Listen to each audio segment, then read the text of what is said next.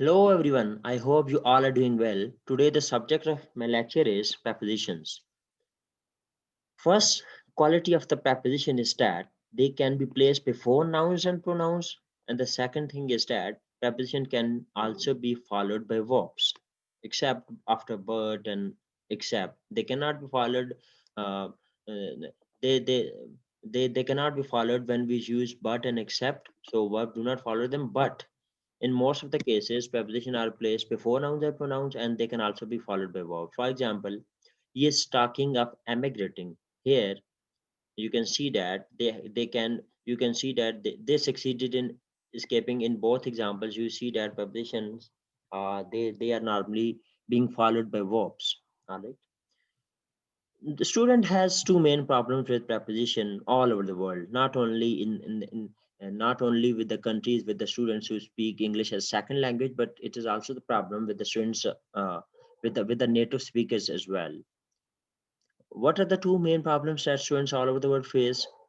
First one is whether in any construction a preposition is required or not. This is the first problem, and the second is if they know that a preposition is required in some construction, so they do not know which one is required. All right, which preposition to use when one is required. So these are the two problems all over the world. The first problem can be especially troublesome to a European student who may find that a certain construction in his own language requires a preposition, whereas a similar one in English does not, and vice versa.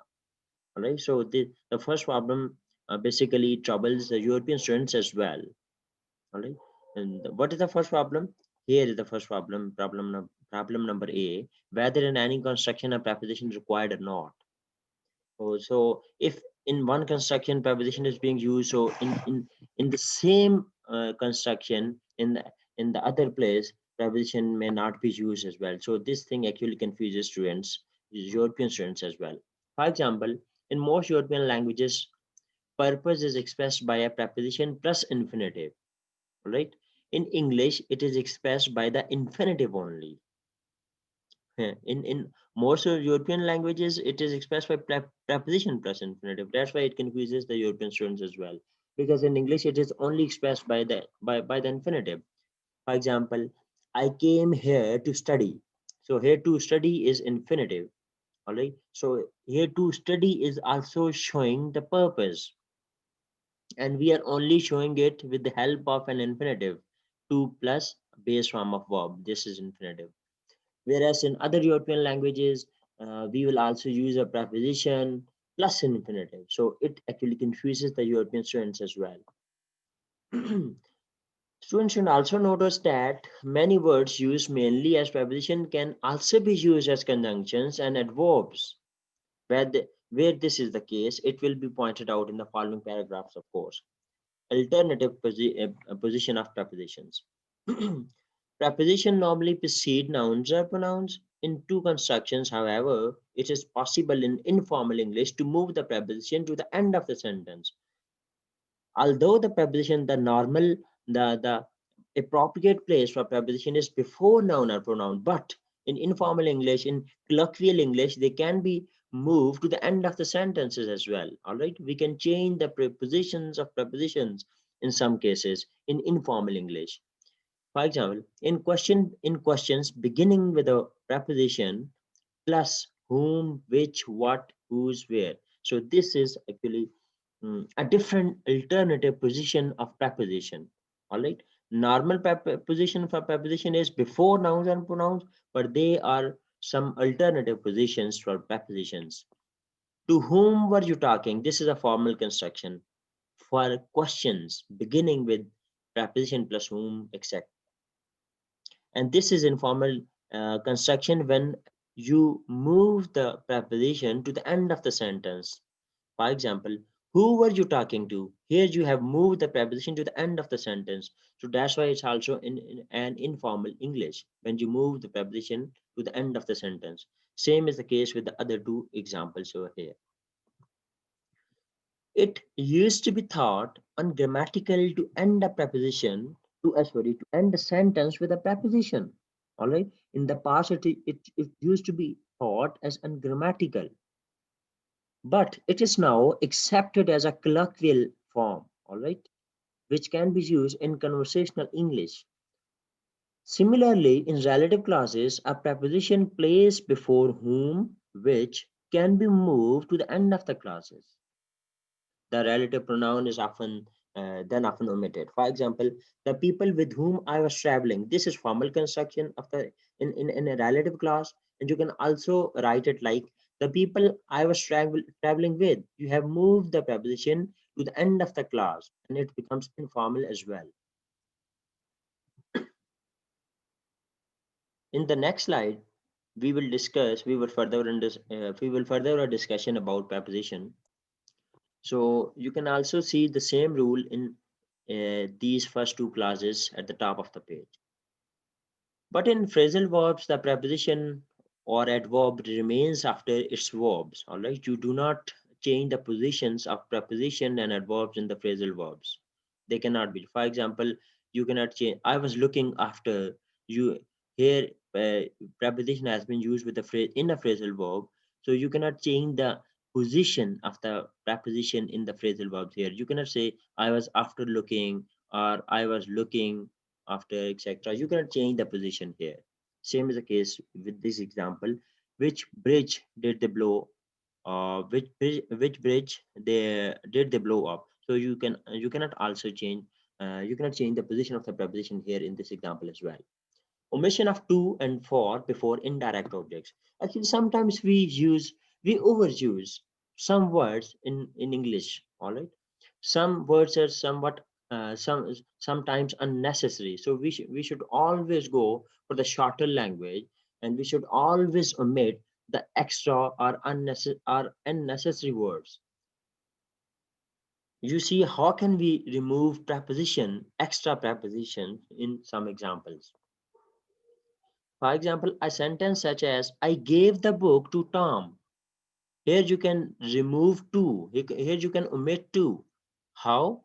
By bringing indirect object at by changing the position of indirect objects, you can omit preposition to. For example, I gave Tom the book. Here you have moved Tom from shifted Tom's position from the end of the sentence to the middle of the sentence. I gave, you put it after verb. I gave Tom the book. Here preposition is not necessary. All right.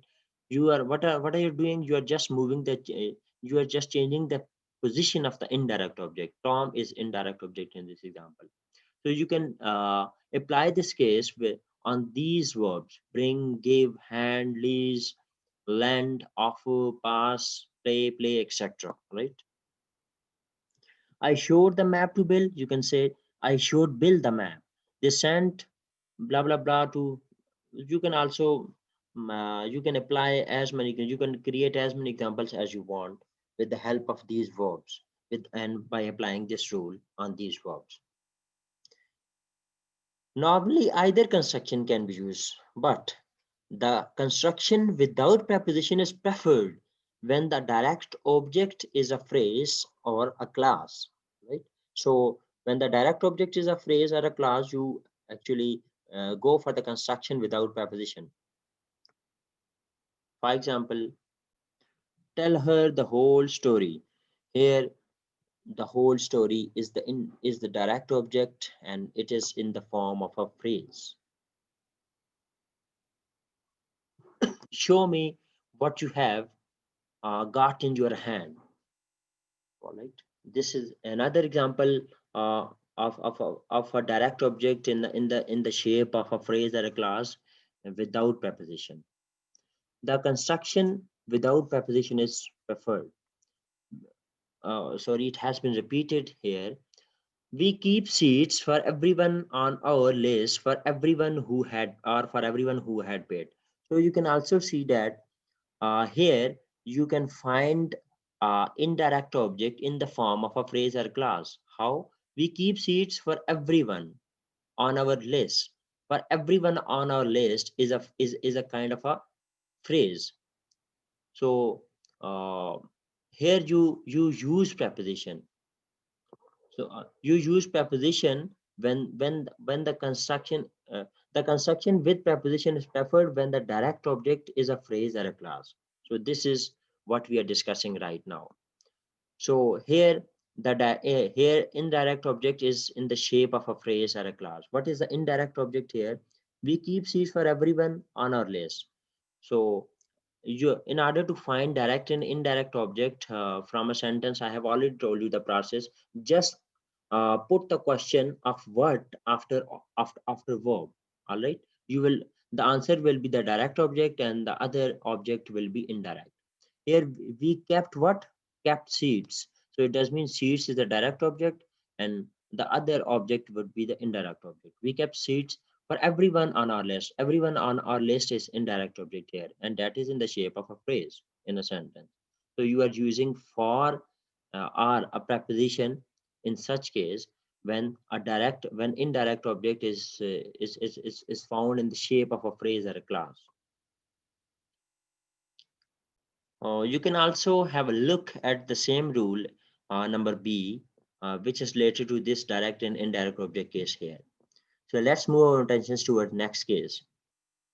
Promise, show, tell can be used with indirect objects only, without to. For example, promise us, show him. You will not say promise to me, promise to us, etc. Show him, tell him, simple, all right. But read, write can be used similarly, but they require two. For example, read to me, write to them, play to us, play for us, sing to us, sing for us. All right. So they will be used with preposition, and the verbs like promise, show, tell, they, etc. They can be used with indirect objects only, without to. Use and omission of to with verbs of communication. Verbs of command, request, invitation, and advice, etc. Uh, they can be followed directly by the person addressed to. All right, so they can directly be followed by the person which we are addressing to, without to plus infinitive. For example, they advised him to wait. So we will not say they advised him to wait, they advised to him to wait. That would be wrong. All right, you can simply say, you, when you are saying verbs of command, request, etc., they will be followed directly by the person. For example, I urge her to try again. And the person addressed without to can be used after advise, remind, tell, warn with other construction also. For example, I reminded them that there were no trains after midnight. They warned him that the ice was thin, or warned him about the ice. So you can also use this construction. But note that recommended or advice, when used with other construction, needs to before the person addressed. For example, he recommended me to buy it, but he recommended it to me. All right. He recommended me to buy it. When you use recommend as as an advice with other construction, it needs to before the person addressed. For example, he recommended me for the post would mean he said I was suitable. All right.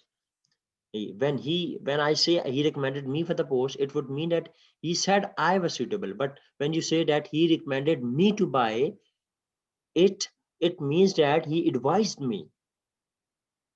When ask is used with other construction, the person addressed is often optional. The preposition to is never used there. For example, he asked me a question. He asked me if I wanted to apply. All right. She asked her employer for a day off. Call or shout, complain, describe, explain, grumble, etc. They need to before the person addressed, though it is not essential to mention this person. All right, these verbs, they need to before the person addressed. For example, Peter complained to her about the food. She said nothing to her parents. He spoke English to them. So here we need to before the person addressed. Shout can also be used when the subject is angry with the other person. For example, he shouted at me to get out of his way. Here it does mean the speaker, the subject is angry with me. Compare with he shouted to me, which means he raised his voice because I was at a distance. Right? So you can also say can also use it in some other construction. For example, when you say he shouted at me, it does mean the subject or the speaker is angry with me. When you say he shouted to me, it does mean that the speaker raised his or her voice because I or the listener is at a distance.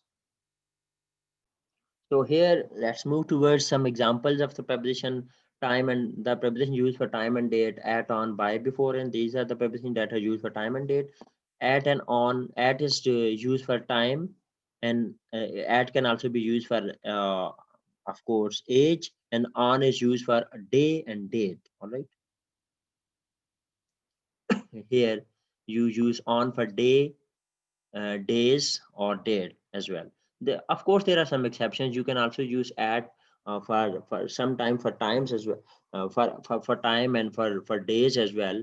But in some cases, when you say at night, at Christmas, of course, you normally use on Christmas Day. But when you say at Christmas or at Easter or at Eid, it does mean the period, not only one day. It does not mean the one day only. It means the whole period of the Christmas or the Easter or the Eid, etc. When you say on the morning, normally you use at with time, at morning, at afternoon, etc., at evening. But when you say on the morning, you will say on the morning of some day or date. For example, we arrived on the morning of the 6th. All right, you are also using a date when you use on with the time. So you can also say this or next Monday, any Monday, etc. So we can also use by or before with time. For example, by a time does mean at the time or before, not later than that time. It often implies before that time. All right. It does mean not later than that time. The train starts at 6:30, so you had better be at the station by 6. And by plus a time expression is often used with the perfect tense, particularly the future tense.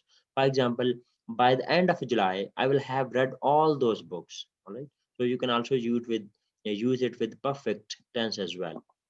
Before can be preposition, it can be conjunction, it can be adverb as well.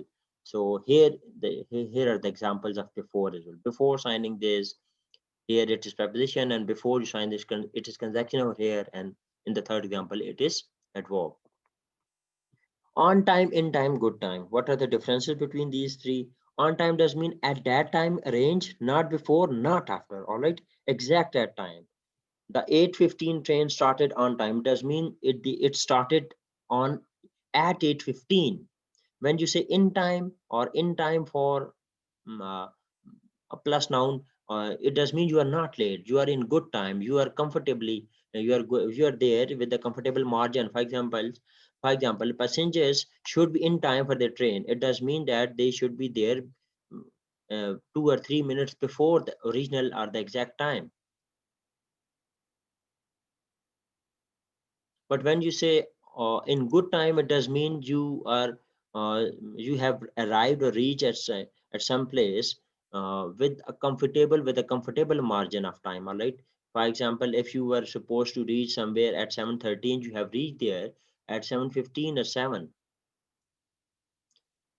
So here are some other examples of preposition: on arrival, on arriving, on reaching, on getting to, etc. They can be used, on can be used, the sentences can be started with on as well in such example. For example, on checking, on hearing, or hearing, etc.